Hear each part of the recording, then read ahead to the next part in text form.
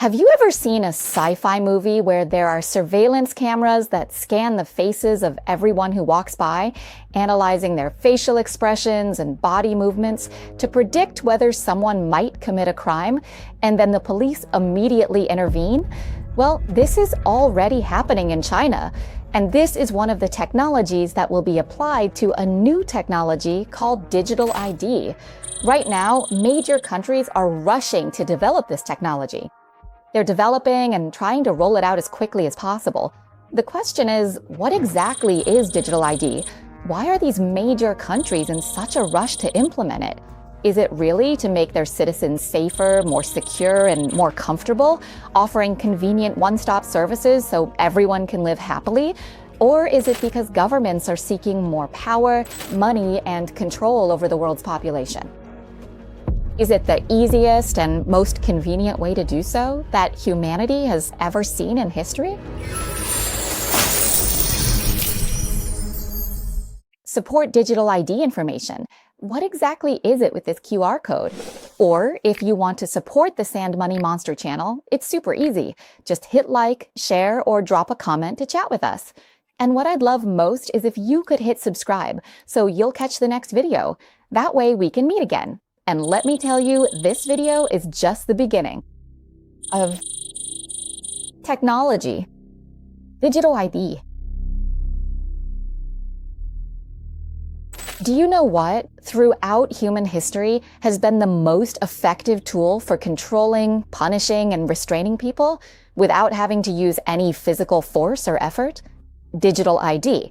Oops, not yet. Back then, there was no digital ID. The tool that was most effective was money.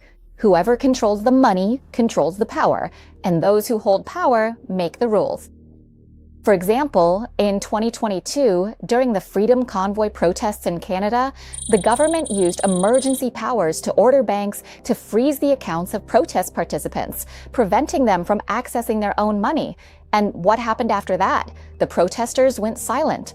Or just earlier this year, in Georgia, Amnesty International reported that the Georgian government used its power to freeze the accounts of NGOs and lawyers who were providing legal assistance to protest groups. The freezing of accounts, you see, is actually a way to punish NGOs under the accusation of committing a crime, meaning the crime is that these NGOs helped protest groups stand up for their own rights. And what happened next? Oh, the whole thing just went quiet because people were cut off from their own money. As you can see, the government has a very easy way to silence people. Just press a button to cut them off from their own funds. That's it. Silence. That's how it works in real life. It's been like this for a long time, and it's never changed, except that today, now, they're about to have a new tool that will make it even easier to crack down on and control the people. That tool is the digital ID. With just one button, it'll be even easier to shackle the public. So let's start with what exactly a digital ID is. The main idea behind a digital ID is that it has to be in an app. And in this app, all of our information, everything from the very first second we were born all the way through our lives, every document we've ever had scattered around in drawers, with this new system, it'll all be consolidated into the digital ID. And this app will be certified by the most trustworthy organization, which should be the government. Another thing that sets it apart from the old physical ID cards we used to carry around is security. This digital ID uses biometric security systems like facial recognition, iris scans, fingerprint scans, or something along those lines, and then it's further encrypted with cryptographic technology. This makes the security top-notch. It's extremely hard to hack. The advantage is that if you can successfully verify your identity when doing transactions or anything like that, you won't need to carry physical documents anymore. For example, when you board a plane, you won't need your passport, or when you go through immigration, you won't need to show anything like that. All your information should be stored in there, including things like paying taxes. It's super convenient. Basically, it's a one-stop service for everything. No matter what you do, where you go, what you spend on, or what you buy, all your information will be stored in your digital ID. Thanks for the coffee from Sergeant Major Chait. From what I've said, you can see that even for an ordinary citizen, digital ID technology is already incredibly convenient. So just imagine how much more powerful it would be if the government used this technology to control everything. To give you the full picture, look at these real-life images from China. When I first saw this CCTV footage, it honestly just made me go, wow, I was completely blown away. It was tracking every single person everywhere in China. I even joked with my friends like, is this really China or is it the AF house? But honestly, what we see on China's CCTV isn't some path to stardom or anything glamorous. It's total control. And the technology China uses for all this surveillance with their CCTVs, it's not just the regular closed-circuit cameras like we have at home.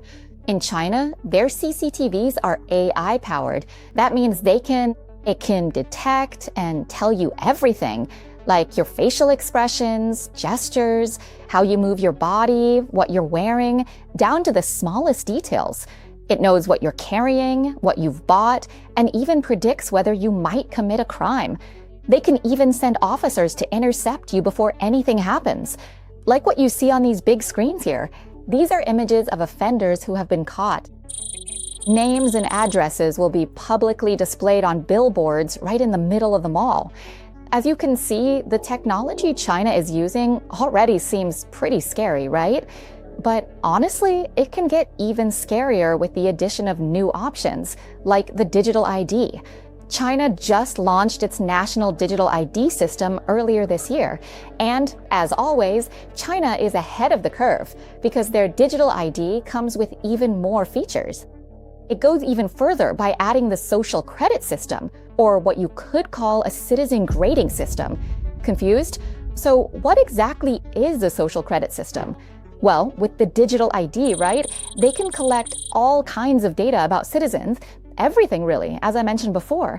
Then, by adding the social credit system, they use all the information about how you live your life to grade you, basically to see if you're living up to the standards set by the government.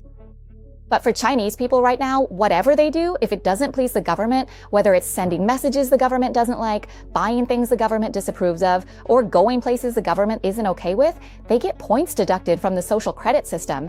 And if your score gets too low, do you know what happens? You lose your social rights. For example, you might not be allowed to use public transportation, or your bank account could be frozen so you can't pay for anything. Because in China, when you want to do any kind of transaction, you don't really have a choice. It all has to go through their digital ID. And for example, if you get sued for something and end up on a blacklist, your account can be frozen without you even realizing you've already been punished. You might only find out when you try to scan to buy food and can't because you can't access your own money. These days, anyone who's had their account frozen, there are actually quite a lot of people in this situation, knows how frustrating it is. Whether you're guilty or not, you won't know until the day you open the app to scan and buy food. But you can't because the bank says your account is frozen. It's incredibly frustrating, like seriously. Like, what's the deal? Why can't we access the money we earned, our only money? Or take China, for example. There have already been cases where elderly people go to collect their pension or emergency food aid, but they can't scan their face because the machine is broken or something else goes wrong. If the machine doesn't recognize you at that moment, no matter how desperate you are, you won't get anything from the government that day. Or to give an even more extreme example, imagine there's an outbreak and the government says you have to get vaccinated within a certain period. Let's say you're busy or for whatever reason you don't want to and you don't get the vaccine within the required time frame, the government can just freeze your bank account. And like I said, you don't really have many choices because the entire financial transaction system in China is basically run through WeChat and Alipay. Now, WeChat is owned by Tencent, which is the biggest tech company in China. Tencent's company valuation is over $700 billion. It's huge, and it's a company that can completely monopolize the lives of Chinese people, both online and offline. There are tens of thousands of services and apps that Tencent has integrated into WeChat. This whole story, I have to say, is an epic saga, and I've already covered it in my trilogy about how WeChat totally monopolizes the lives of Chinese people. With technology that's so intertwined with the Chinese government, it's almost impossible to separate the two. So make sure to hit subscribe. And don't forget to ring the notification bell. Ding ding, the Tencent trilogy is definitely coming. Thanks to Duchess for the toffee. And the reason I'm sharing this digital idea with you is because Because it's not just happening in China. China's already done it, right? But now it's actually becoming a trend in many countries around the world, especially in major countries, which are really speeding things up to push for this technology called digital ID to be implemented as quickly as possible. For example, the European Union just passed a law called eIDAS 2.0, which requires every country in the EU to offer a digital ID wallet. By 2026, which is right around the corner from where we are now, and on the European Commission's official website, I actually went and checked it out for myself, and they've already designed it. There's an official statement saying it will be called the European Digital Identity, or EUDI. It's gonna work kind of like a comprehensive universal login system for everyone living in Europe.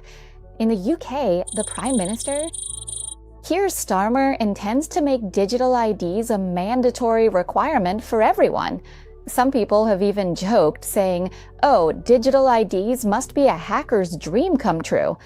But the government isn't concerned, because the benefits of digital IDs far outweigh those risks. As for the United States, while they haven't rolled out a full digital ID system yet, there are already mobile driver's licenses in at least 25 states, and another 20 are in progress. These are quite similar to digital IDs, but they're just digital driver's licenses. Right now, even tech companies like Uber and Amazon have already accepted this. In the US, there's been progress because during President Joe Biden's administration, there was already an executive order issued to implement digital IDs for government employees. As for Asia, countries like Singapore have something called SingPass. It's not exactly a full-fledged digital ID, but it's quite similar. More than 4.5 million people are already using it. In South Korea, they've also launched a new app, which is meant to replace the physical cards people used to carry. Not quite ID cards yet, but things like credit cards and similar cards can all be integrated into this app. And in the Middle East, the UAE, they have UAE Pass, which can connect to more than 5,000 services. Everything from signing legal documents to paying utility bills like water and electricity. UAE Pass. The next question is, why do major governments feel the need to push for digital IDs so quickly? If you ask the government, and they answer through their official websites, they'll say it's for security, convenience, and to prevent fraud. Illegal activities both domestically and internationally. Like I mentioned, digital IDs really are more secure because they require biometrics, like scanning your iris to verify your identity.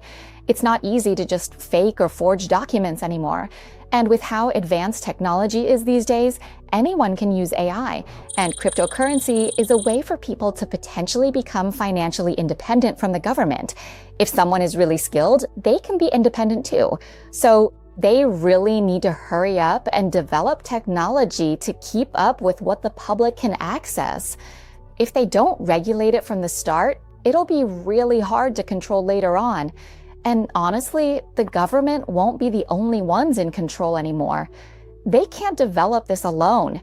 They have to rely on these big tech companies for help. This data will be even more invasive than cookies, the cookies that everyone says are always tracking you. That is child's play compared to what's coming. In the future, implementing a digital ID system means more than just cookies.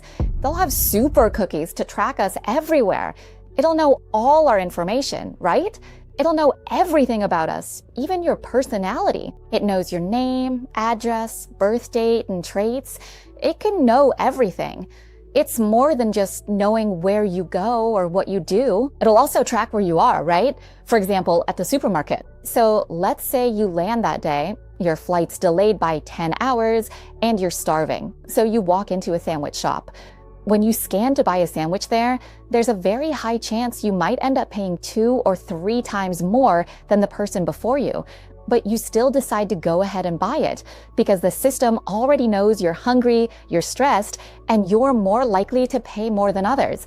This is the super cookie system that companies dream of, especially to target you with ads. There's no need to eavesdrop on you anymore like Mark Zuckerberg used to do on Facebook. That's old news. The final question is, wow, now that we know so much about digital IDs and all this information, do we actually have a choice? Can we refuse to participate?